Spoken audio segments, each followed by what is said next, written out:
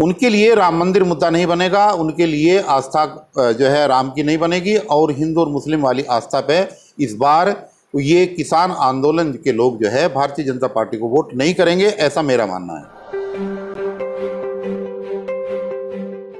तो 2022 में उत्तर प्रदेश का विधानसभा चुनाव सबसे बड़ा राजनीतिक संग्राम होने वाला है। वो इसलिए भी क्योंकि पिछली बार जब भारतीय जनता पार्टी लोकसभा में जो पूर्ण बहुमत लेके आई थी, और उससे पहले 2014 में भी, उसमें उत्तर प्रदेश का बड़ा योगदान था।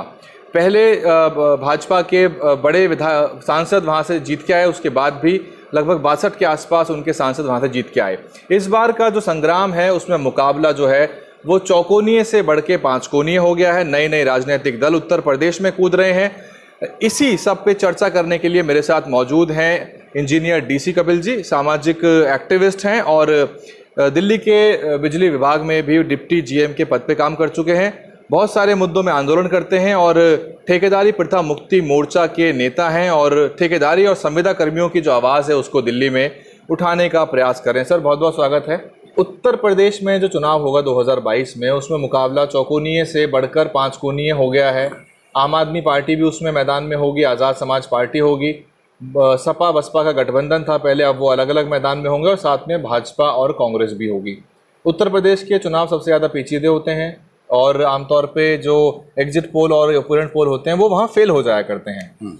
इस विश्लेषण का मेरा उद्देश्य ये है कि हम एक एक करके, आप एक निष्पक्ष विश्लेषक के रूप में एक एक करके सभी पार्टियों की क्या चुनौतियां हैं, क्या संभावनाएं हैं, और किसको किस चीज़ का लाभ मिल रहा है, किसको किस चीज़ की हानि हो रही है, उसका हम विश्लेषण करते हैं। शुरुआत करते हैं भारतीय जनता पार्टी से। Bharatiya Janata party anti incumbency के साथ मैदान में कूदेगी, क्या संभावनाएं रहेंगी, क्या चुनौतियाँ रहेंगी उसकी? भारतीय जनता पार्टी के साथ इस बार सबसे बड़ी चुनौती ये है कि जो उस पार्टी के सहयोगी और घटक दल थे उनके अंदर बहुत ज़्यादा नाराजगी है। जैसे निषाद पार्टी, वो उनसे अलग होने की बात कर रही है। उधर जो सोनेलाल पार्टी है, अनुप्रिया पटेल, उनके भी तेवर जो है देखने को मिल रहे हैं। सोहेल देव समाज पार्टी, उन्होंने अपना अलग मोर्चे की तरफ कदम बढ़ा दिया है, और उन्होंने कदम ही नहीं बढ़ाया है, उन्होंने उत्तर प्रदेश के कैबिनेट मंत्री रहते हुए इस्तीफा दिया। इसलिए उनका तो बिल्कुल एक तरफा है कि वो बिल्कुल उसके विरोध में काम करेंगे। इन लोगों को साधने की कोशिश हो रही है, लेकिन जिस तरीके की डिमांड निषाद पार्टी ने और अनुप्रिया पटेल वाली पार्टी ने रखी है, शायद ये उस मांगों को पूरा नहीं कर पाएंगे। दूसरा, अगर ईमानदारी से देखा जाए कि किसान आंदोलन पिछले 7 महीने से जो दिल्ली में चल रहा है जी, इसकी गूंज का असर उत्तर प्रदेश में जरूर मिलेगा, क्योंकि पश्चिमी उत्तर प्रदेश बड़ा नुकसान होगा। असर मिलने से तो हो सकता है। हाँ, नहीं, मैं बता रहा हूँ, क्योंकि किसान आंदोलन का जो गाजीपुर बॉर्डर है, यहाँ पर जो जमावड़ा है वो उत्तर प्रदेश की उस धरती का जमावड़ा है जो पश्चिमी उत्तर प्रदेश के नाम से है, और यहाँ पर किसानों की जाट बेल्ट बहुत मजबूत बेल्ट है, और वो बेल्ट जो इनकी विरोध में आई हुई है, ये वो पूरी बेल्ट है जिसने 2017 के विधानसभा के चुनाव में भारतीय जनता पार्टी को वोट दे करके बहुत बड़ा फायदा पहुंचाया था।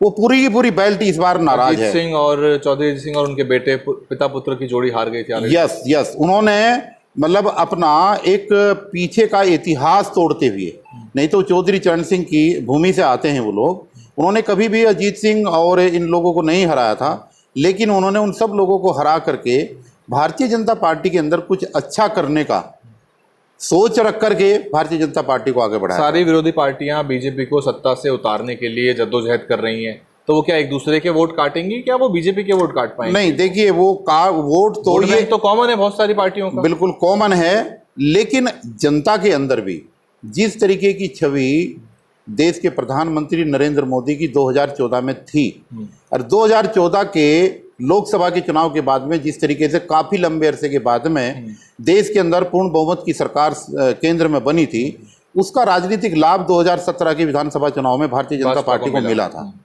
लेकिन वो लाभ इस बार मिलने वाला नहीं है। दो टूक बताइए कि क्या 2-3 मेजर चुनौतियां होंगी भाजपा के सामने? भाजपा के साथ में जो पहली चुनौती है किसान आंदोलन, दूसरी चुनौती सहयोगी पार्टियां उससे अलग हो चुकी हैं, और तीसरी जो सबसे बड़ी बात है कि प्रधानमंत्री की जो लोकप्रियता है वो बहुत घटी है। इस कोरोना काल में भी जैसी उम्मीदें भारतीय जनता पार्टी के शासन की गई थी उस तरीके की उम्मीदों पर न केंद्र की सरकार खरी उतरी है और ना ही उत्तर प्रदेश की सरकार खरी उतरी। कोरोना का भी जो कोरोना का भी जो है उनको खामियाजा जो है भुगतना पड़ेगा। क्या चीजें हैं जो उनके पक्ष में जा सकती हैं? उनके पक्ष में जाने वाली सबसे बड़ी बात यह है कि जो बड़ी लंबे समय से ये लड़ाई लड़ रहे हैं और हिंदू मुस्लिम प्लेटफार्म का बहाना देकर के जो उत्तर प्रदेश के अंदर राम मंदिर की स्थापना इन्होंने की है, उस मंदिर को और उस मंदिर बनाने की आस्था को ये जगाने का काम करेंगे। उसका फायदा मिलेगा आपको? ये निश्चित रूप से पूरा चुनाव जो है अयोध्या में बनने वाले राम मंदिर के इर्द गिर्द बन करके ये बीजेपी इसको उसके केंद्रित करेगी इसको जो है। पश्चिम उत्तर प्रदेश में भी फायदा मिलेगा? पश्चिमी उत्तर प्रदेश में इतना फायदा नहीं मिल पाएगा। कहने का मेरा अर्थ है जो पिछड़ा वर्ग है, जाट समुदाय है, बाकी जो जातियां हैं जो किसानों में जुड़ी हुई हैं, क्या वो इस किसान आंदोलन की मार को, ये तीनों बिलों का जो एक तरह से उनको नुकसान हो रहा है, आंदोलन में कम से कम 300 किसानों की, देखिए किसानों का जो इतना लंबा, हिंदू बन जाएंगे? नहीं बन पाएंगे। किसानों को अगर देखा जाए जिस तरीके से वहां पर लोगों की मौत हुई है, जिस तरीके से उन्होंने गर्मी सर्दी और बरसात के मौसम को झेल करके इस आंदोलन को चलाया है, उनके सामने सबसे बड़ा प्राथमिकता है अपने 3 कृषि बिल। उनके लिए राम मंदिर मुद्दा नहीं बनेगा, उनके लिए आस्था जो है राम की नहीं बनेगी और हिंदू और मुस्लिम वाली आस्था पे इस बार ये किसान आंदोलन के लोग जो है भारतीय जनता पार्टी को वोट नहीं करेंगे, ऐसा मेरा मानना है। अब बात कर लेते हैं समाजवादी पार्टी की। मैंने आप लोगों के लिए एक नया चैनल शुरू किया है, व्लॉगिंग चैनल। व्लॉग करके मैं आपको दिखाऊंगा कि बहुजन मीडिया कैसे काम करती है, बिहाइंड द सीन क्या कुछ होता है और दिन भर की मेरी गतिविधियां क्या रहती हैं। सीधे जुड़िए मुझसे, व्लॉग चैनल को सब्सक्राइब करके घंटी का बटन दबाइए। व्लॉग आमतौर पर रात के समय अपलोड किए जाएंगे और लिंक नीचे डिस्क्रिप्शन में है, डिस्क्रिप्शन खोलिए, सबसे पहला लिंक व्लॉग का लिंक है, उसको सब्सक्राइब कर लीजिए।